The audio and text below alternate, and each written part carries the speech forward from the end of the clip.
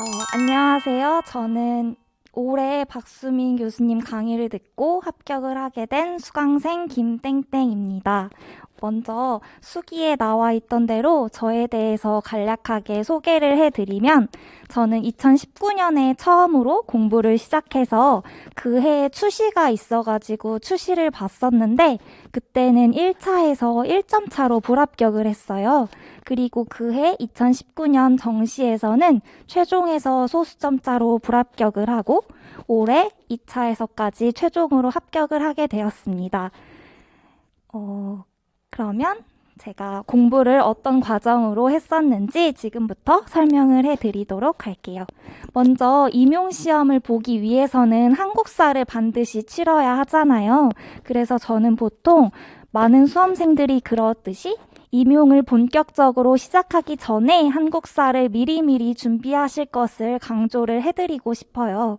그런데 제가 찾아보니까 2월 시험은 이미 종료가 되었고 4월에 한 번 더 시험이 상반기에 있더라고요. 그래서 저는 2월에 최대한 합격을 하시라고 말씀을 드리고 싶었는데 혹시라도 2월에 불합격을 하셨다면 반드시 4월에는 합격을 할 수 있도록 한국사 공부는 미리미리 해 두셨으면 좋겠고요.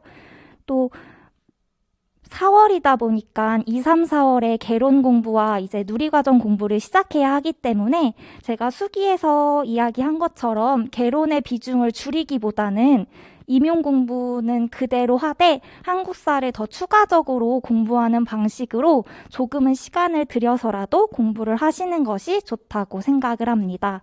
그리고 마지막으로 한국사에 대해서 제가 꼭 드리고 싶은 말씀은 한국사는 전체적인 시대적인 흐름이 무엇보다 중요하기 때문에 그 흐름에 집중을 해서 공부를 하신다면 저는 4월에 반드시 합격을 하실 수 있을 것이라고 생각합니다. 그러면 한국사에 대해서는 이 정도로 말씀을 드리고 임용시험을 공부할 때 어떤 것들이 필요하고 준비를 해놔야 되는지 말씀을 드리겠습니다. 저는 먼저 주변에 아는 합격 선생님이 한 분 계셔가지고 그 선생님께 많은 정보를 얻었어요. 근데 혼자서 임용시험을 시작할 경우에 그런 정보를 얻기가 어려운 경우도 있잖아요. 그래서 저는 유아 임용고시와 관련된 카페들이 다양하게 있으니까 그러한 카페에 꼭 가입하실 것을 강조해드리고 싶습니다. 그리고 박수민 유아 임용의 정석 카페에서도 정말 다양한 정보를 얻으실 수 있고 합스터디를 구하시거나 하실 때에도 그러한 카페에서 많이 정보를 얻으실 수 있기 때문에 꼭 카페에 가입하실 것을 강조해 드리고요. 그리고 이제 우리가 1년의 장기적인 공부를 하기 위해서는 공부를 보다 질적으로 하는 것이 중요하잖아요. 그래서 저는 가장 먼저 공부를 어디에서 할지 공부 장소를 정하는 게 정말 중요하다고 생각을 해요. 저 같은 경우는 처음 초수 때에는 도서관에서 공부를 했었는데 그리고 그 재수 때에는 코로나 때문에 도서관이 초반에만 열리다가 이후에는 열리지가 않아서 스터디 카페에서 공부를 했었어요. 근데 제 개인적으로는 다른 사람들이 공부하는 것을 보면서 공부하는 걸 좋아하는 편이라서 도서관이 잘 맞았었는데 선생님들도 내가 공부해봤던 경험이라던가 그런 것들을 떠올리시면서 내가 어느 장소에서 공부를 해야 공부가 잘 되는구나 이거를 한번 초반부에 빨리 찾아서 공부 장소를 지정하고 공부하실 것을 저는 추천을 해드리고 싶습니다. 그리고 꼭 한번 또 말씀드리고 싶은 점이 있는데요. 코로나 때문에 제가 이렇게 강조해드리기는 조금 어렵기는 하지만 그럼에도 저는 집에서 공부하는 것은 사실 제약이 되게 많은 것 같아요. 집은 쉬는 공간이기도 하고 냉장고도 있고 TV도 있고 되게 유혹을 하는 요소들이 굉장히 많잖아요. 그래서 집은 가급적 나와서 저는 공부를 하실 것을 추천을 해드리고 싶습니다. 그리고 오픈화를 지정을 해야 하냐 말아야 하냐에 대해서도 수험생들마다 되게 이야기가 많이 갈리는 것 같아요. 제 개인적으로는 대부분의 수험생분들이 빠르게 합격을 하고 싶어 하시잖아요. 그렇다면 저는 최대한 사람 만나는 시간을 줄이고 노는 시간을 줄이고 임용시험에만 집중을 한다면 빠른 길로 합격을 할 수 있지 않을까라는 생각을 합니다. 그리고 또 이런 오프 시간을 지정하는 것과 관련해서 선생님들께서 인간관계라던가 친구 관계에 대해서도 되게 많이 고민을 하시는 것 같아요. 저도 그런 고민을 굉장히 많이 했었는데 사실 노량진에 처음 왔을 때 혼자 공부하러 온 사람들이 저는 전혀 없을 줄 알았는데 생각보다 공부를 혼자 하러 와서 외로움을 느끼는 분들이 많으시더라고요. 그렇기 때문에 노량진에서도 다양한 사람들을 만날 수 있고 또 친구들에게 정말 제 진심을 다해서 내가 1년간 정말 공부를 해보기로 했다라고 양해를 구한다면 저는 친구들도 이해를 해줄 거라고 생각을 하고 저의 경우도 그렇기 때문에 인간관계에 대해서는 잘 말을 해준다면 그 부분에 대해서는 큰 문제가 없지 않을까 저는 생각을 해봅니다. 그리고 공부를 하다 보면 그 외로움은 저는 점점 사라지는 것을 분명히 느꼈거든요. 그래서 그 부분에 대해서는 크게 걱정하지 않으셔도 된다고 꼭 말씀을 드리고 싶습니다. 그리고 공부를 본격적으로 하려면 다양한 책이라던가 필요한 여러 가지 도구들이 필요하잖아요. 그 점들에 대해서 간략하게 말씀을 드려보면 저는 개인적으로 집마다 사정이 있겠지만 프린터는 반드시 꼭 임용 공부하는 기간 필요하다고 생각을 해요. 직강생이라 하더라도 인쇄할 일이 굉장히 많기 때문에 어떤 방식으로든 프린터를 최대한 개인적으로 사용할 수 있는 그런 방안으로 마련을 하시면 좋을 것 같고요. 그리고 저는 자료를 정리하는 걸 정말 여러 절차를 거쳐서 최종적으로 방안을 얻어냈는데 선생님들은 그런 시행착오를 최대한 겪지 않으실 수 있도록 저는 이 부분을 꼭 말씀을 드리고 싶어요. 자료가 점점 쌓이다 보면 자료를 찾기도 어려워지고 그 찾는 시간마저 아까운 시간으로 낭비가 되기도 하잖아요. 그렇기 때문에 저는 꼭 그 링에 걸어서 자료를 구멍을 뚫어가지고 정리하는 방법이 효과적으로 정리하는데 되게 좋더라고요. 따로 파일을 구매하거나 하지 않아도 되고 두께를 걱정할 일이 없기 때문에 제 개인적으로는 구멍을 뚫어서 자료를 정리하기를 추천을 해드립니다. 그리고 이것도 당연히 개인에 따라서 다르겠지만 저는 초수 때 공부할 때 어깨가 너무 아파서 힘들었던 기억이 있어요. 그래서 재수 때 다시 공부를 시작하면서 독서대를 개인적으로 구매를 했는데 어깨 결림이 상당히 좋아지는, 왜냐하면 고개를 숙여도 되는 일이 독서대를 쓰면 많이 없기 때문에 그런 경험을 했거든요. 그래서 가능하시다면 독서대를 활용하시는 방안도 저는 추천을 해드립니다. 그리고 이 부분은 뒤에 가서 공부 방법에 대해서 제가 말씀을 드릴 건데 그때 다양한 색깔을 활용해서 공부를 하는 게 굉장히 좋아요. 그래서 저는 다양한 색깔의 형광펜도 미리 구비해 두실 것을 추천해 드립니다. 그리고 마지막으로 휴대폰에 대해서 많이들 고민을 하시잖아요. 그래서 저는 그런 유혹을 못 견디는 편이기 때문에 알아서 그것을 통제해 주는 것이 너무 필요했어요. 그래서 저는 앱을 검색해가지고 핸드폰을 잠글 수 있는 앱을 찾아내서 활용을 했었는데 정말 잘 활용을 했거든요. 강제적으로 핸드폰을 잠궈두기 때문에 보고 싶어도 볼 수가 없어서 자동적으로 공부에 집중을 하게 만들어주더라고요.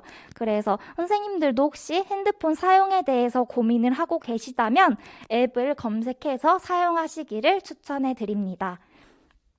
그리고 이제 공부를 할 때 쓰는 자료들에 대해서는 당연히 이제 유임전 강의를 듣고 계실 테니까 그 3권의 책이 필요하고요. 이거는 보통 기본서라고 표현이 되는 책들인데 이 책을 언제까지 봐야 하냐, 요약본을 만들어야 하냐에 대해서도 되게 많이 의견이 갈리는 것 같아요.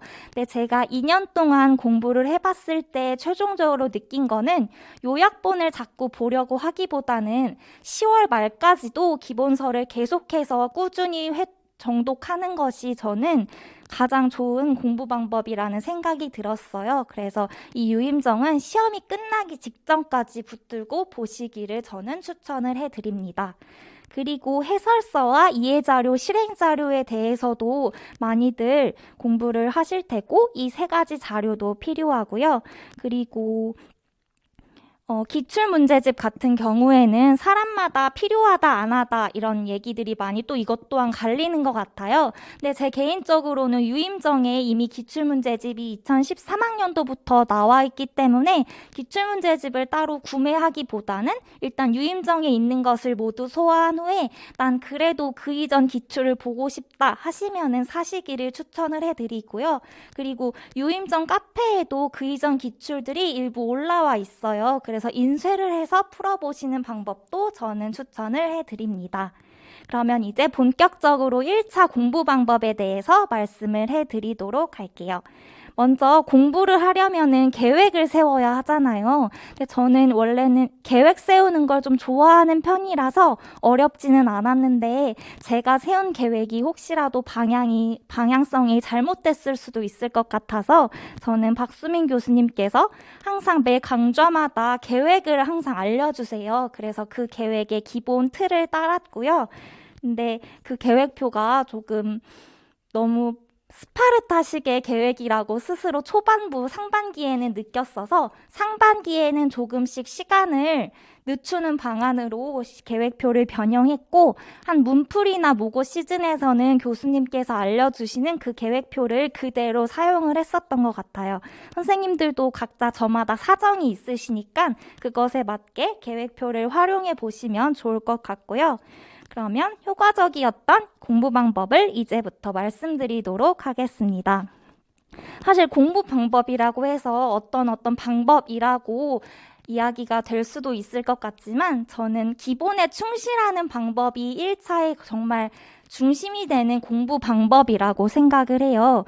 왜냐하면 제가 초수도 보냈고 재수도 보냈기 때문에 이 생각을 더 강력하게 말씀을 드릴 수 있을 것 같은데 초수 때에는 사실 너무 임용 내용이 많다 보니까 다른 내용을 볼 겨를이 없었어요.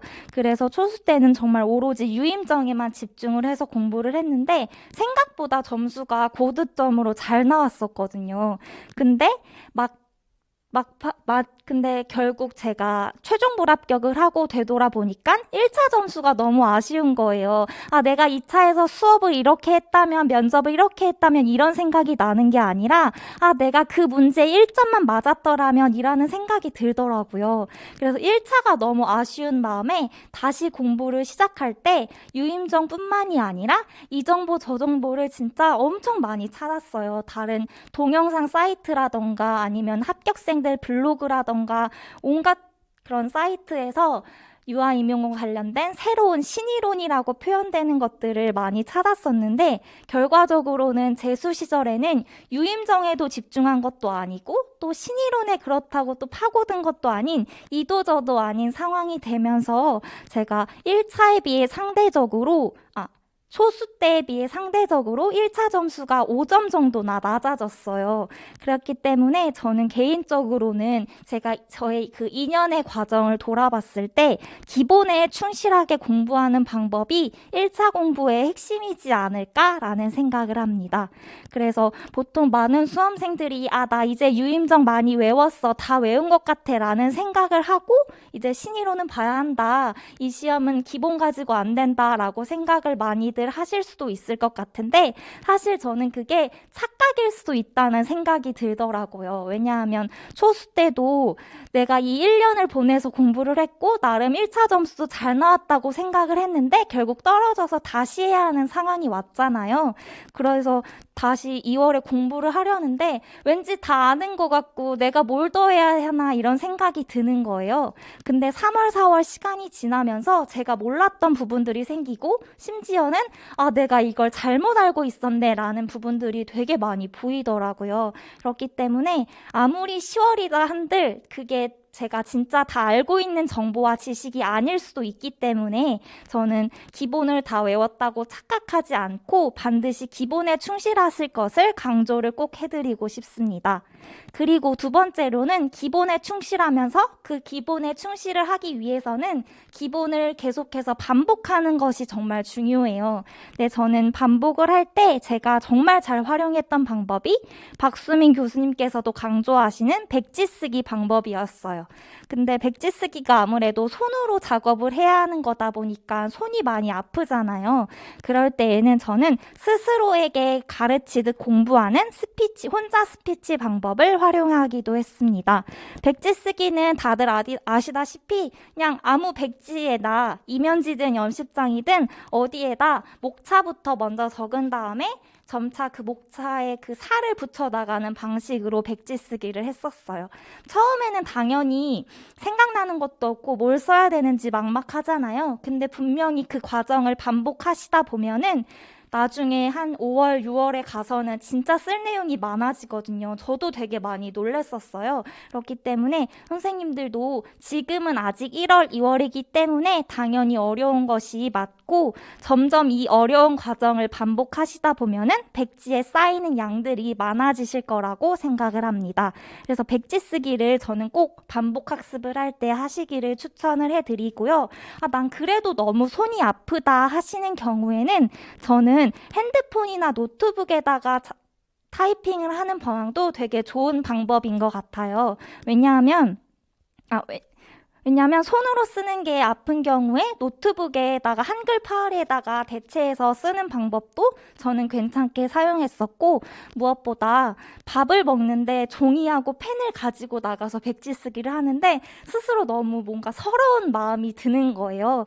그래서 언제는 한번 핸드폰에 있는 메모장에다가 적어봤는데 그냥 핸드폰 가지고 밥을 먹으러 갔고 그냥 생각나는 내용들 쓰다 보니까 생각보다 마음이 막 서러운 기분까지는 들지 않더라고요. 그래서 저는 핸드폰 어차피 잠궈뒀는데 제가 사용했던 앱에서는 2가지 앱은 사용할 수 있게 잠금 기간에도 사용할 수 있게 하는 그런 기능까지 있었어요. 그래서 저는 전화하고 그 메모장 그 앱 2개만 열어두는 걸로 해놨어가지고 메모장은 핸드폰이 잠겨 있어도 활용을 할 수가 있었기 때문에 너무 손이 아픈 날에는 그렇게 핸드폰을 사용해서 백지 쓰기를 하기도 했습니다.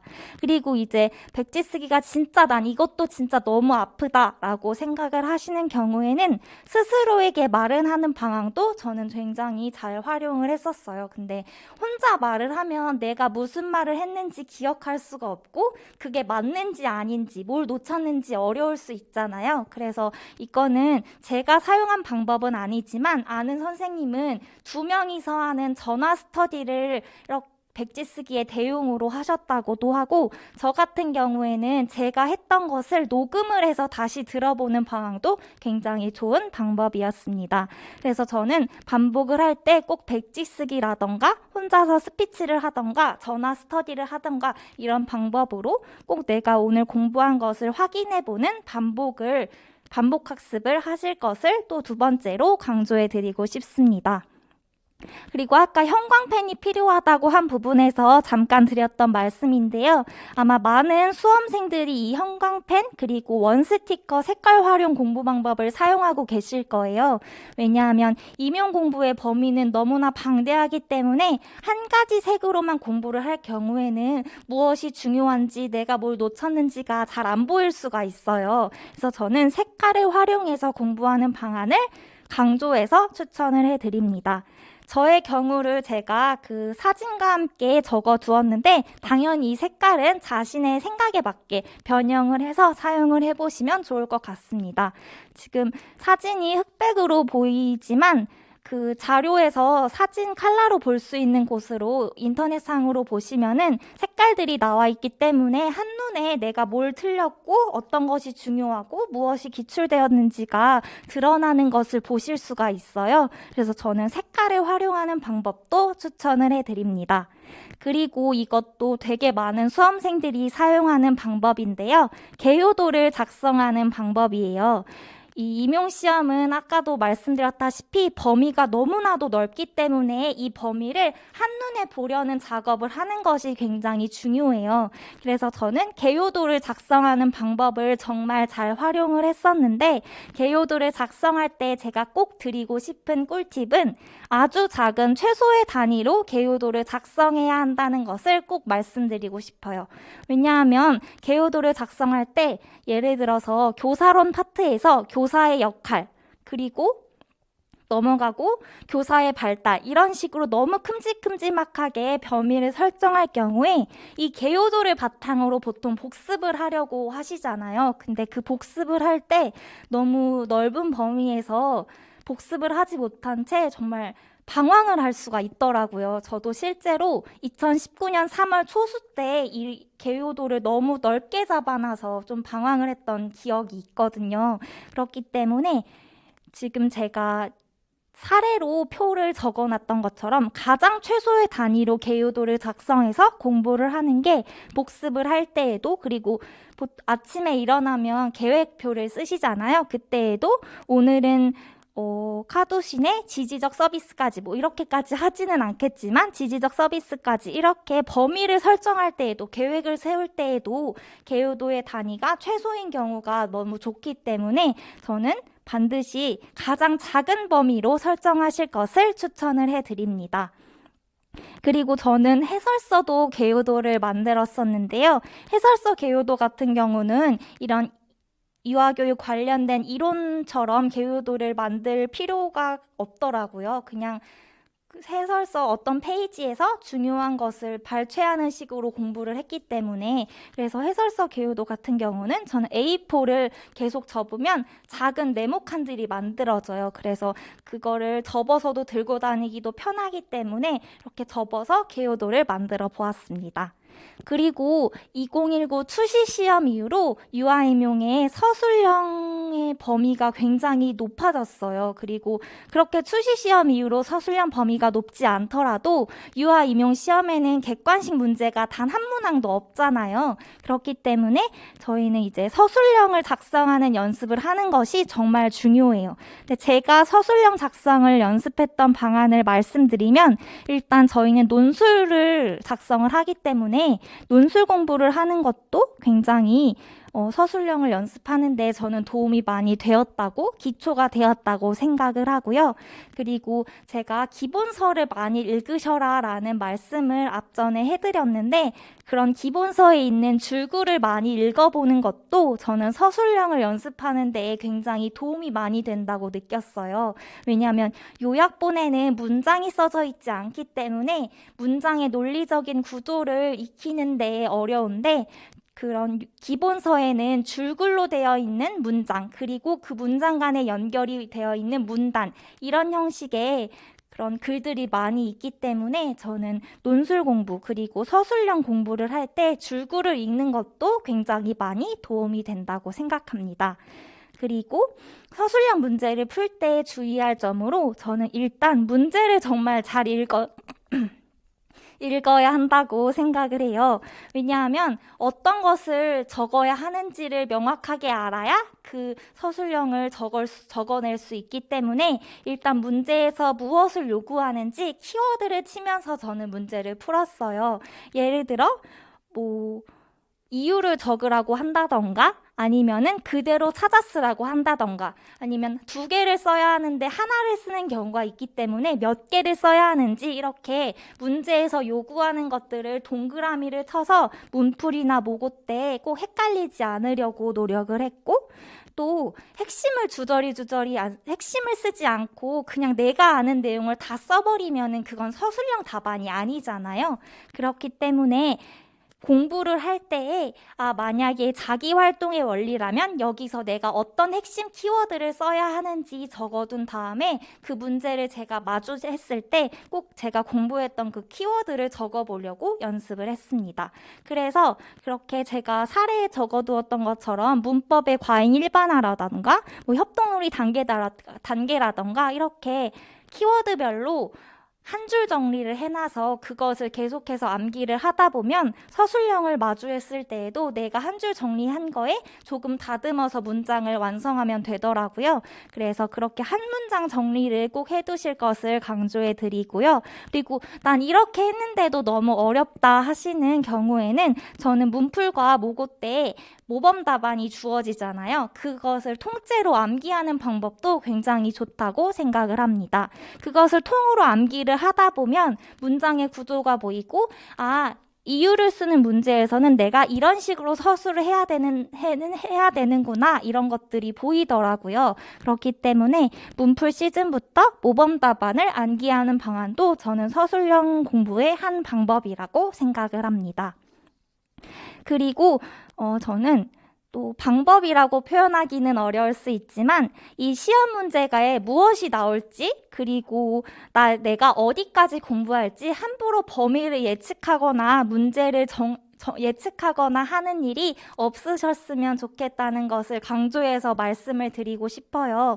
저도 사례에 적어두었던 것처럼 작년에 나왔는데 또 나올 리가 없지, 이거 3년 내내 안 나왔는데 올해 나올 리가 없지, 이런 식으로 괜히 공부하기가 너무 어려우니까 이런 식으로 판단을 해버리는 순간이 오더라고요. 그런데 그런 것들이 진짜 문제를 1점, 2점 갉아먹는 요소인 것 같아요. 근데 제가 최종까지 가고 나서 다시 2년의 과정을 되돌아보니까 1차 점수에서 고득점을 받는 게 그 무엇보다 정말 중요하더라고요. 그렇기 때문에 공부를 할 때 범위를 예측해서 뭔가 어디까지만 공부해야지 이렇게 하기보다는 그냥 전체 범위를 통으로 본다 생각하시고 모든 문제를 최대한 암기해야지 라는 생각으로 공부를 하실 것을 추천을 해드립니다. 그리고 이거는 그 다음에는 직강생들도 인강을 신청할 수 있는 기회가 한 달에 한 번씩 주어지는데, 혹시라도 내가 공부를 하다가 어려운 부분에 마주했을 때 그 부분에 대해서 다시 한번 강의를 듣고 싶을 때 저는 이 방법을 활용해 보시면 좋을 것 같습니다. 그리고 이제는 카테고리별로 제가 어떤 식으로 공부를 했는지 말씀을 해드리도록 할게요. 먼저 논술 공부인데, 저는 논술 공부는 초수 때는 매일매일 했었어요. 여기 제가 적어두었다시피 글쓰기에 되게 자신이 있었는데 막상 처음 강의를 들으니까 교직 논술이 제가 생각했던 것과 너무 다르더라고요. 그래서 너무 어려워가지고 초반에는 방황을 많이 했는데, 방황을 하고 조금 시간이 지난 후에는 매일매일 공부를 했었어요. 그래서 저는 선생님들께도 가능하시다면 조금 시간이 지난 후에는 한 4월, 5월쯤부터는 논술 공부를 매일매일 하셨으면 좋겠다고 추천을 해드립니다. 그리고 논술은 또 언제 시작해야 되는지에 대해서도 생각이 되게 많으신 것 같아요. 저도 2019년에 1월에 누구도 시작한다던데 나도 해야 되지 않나? 라는 생각을 막 하고 막 이것저것 정보도 찾아보고 막 힘들어했던 기억이 있는데, 저 개인적으로는 논술도 무엇인가를 알아야 그 알맹이를 쓸 수가 있기 때문에 1월 임용 시작하면서부터 논술을 공부하기보다는 개론이 모두 끝났을 때, 어느 정도 내 머릿속에 개론에 대한 지식이 좀 잡혀 있을 때 논술을 공부하실 것을 추천을 해드리고 싶습니다. 그리고 이거는 제가 너무 방법을 몰라서 교수님께 그 조언글을 올려서 알게 된 방법인데요. 논술을 공부할 때 보통 하나의 글을 하루 만에 완성을 해야 한다는 이런 생각을 하시잖아요. 저도 그랬었는데 그렇게 공부를 하기보다는 하나의 글을 서론과 결론 그리고 본론 1, 2, 3으로 쪼개서 4일 동안 작성하는 연습을 하면 글의 전체적인 구조를 완성해 나가는데 저는 되게 좋더라고요. 그래서 나는 아직 논술 이렇게 전체적인 이제는 분량은 없지만 아무튼 1200자 내외의 글을 나는 쓰는 게 너무 어렵다. 한 1000자 정도든 아무튼 난 긴 글을 쓰는 게 너무 어렵다라고 생각을 하시는 선생님들께서는 이렇게 범위를 나눠서 공부를 해보시기를 추천을 해드립니다. 그리고 필사도 수험생들마다 많이 갈리는 것 같은데 저의 경우에는 필사가 그렇게 크게 잘 맞지는 않았던 것 같아요. 그래서 혹시 선생님들도 한번 시도를 해보시고 나한테 맞지 않는다 하신다면 저는 개인적으로 모범 답안의 구조를 분석하는 연습을 되게 많이 했어서 필사가 나에게 안 맞는다 하시는 선생님들께는 이 구조를 분석하는 방안을 추천을 해드립니다. 제가 그 수기에도 사진을 하나 올려두었는데, 예를 들어서 문장을 서술할 때 특정 구조들이 있잖아요. 그 구조들이 모범 답안을 보다 보면 점차 보이기 시작하더라고요. 그래서 그것들을 이렇게 형광펜으로 표시를 해두다 보면 내가 또 이런 유형의 문제를 마주했을 때 이런 식으로 진술을 하면 되는구나가 보이면서 글을 쓰는데 훨씬 수월해지더라고요. 그래서 저는 모범 답안의 구조를 분석하는 연습도 논술 공부의 한 방법이라고 생각합니다.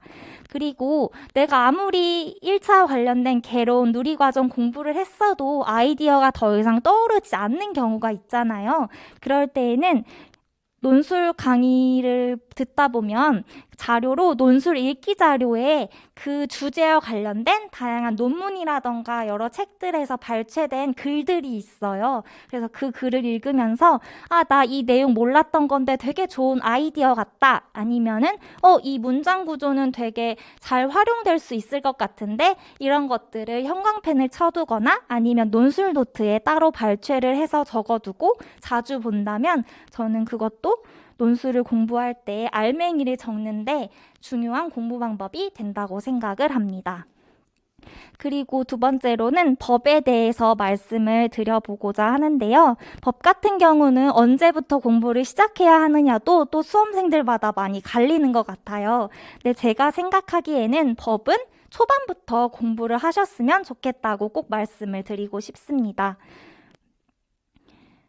왜냐하면 점점 6월, 7월, 8월이 가다 보면 내가 공부해야 할 분량들이 생각보다 더 넘쳐나고 반복해야 하는 내용들이 너무나 많아지기 때문에 법 같은 되게 사사로운 몇 분 공부하면 될 것 같은 그 내용을 공부하는 게 되게 아깝게 느껴져요. 그렇기 때문에 저는 꼭 1월부터 유아교육법부터 하루에 한 조씩이라도 꼭 차근차근 볼 것을 강조해 드리고 싶습니다. 그리고 법을 공부할 때에는 처음부터 막 통문장을 암기하려고 하기보다는 분명히 법을 보다 보면 이 부분에서 빈칸이 뚫릴 것 같다 하는 부분들이 있어요. 아니면 나는 아무리 봐도 모르겠다 하시는 분들은 기출문제를 보다 보면 뚫려있는 그 빈칸 문제들이 있잖아요. 그런 것들을 보면서 이런 것들이 중요하구나를 보시면서 키워드를 쳐가며 공부하는 방법을 추천을 해드리고 싶습니다.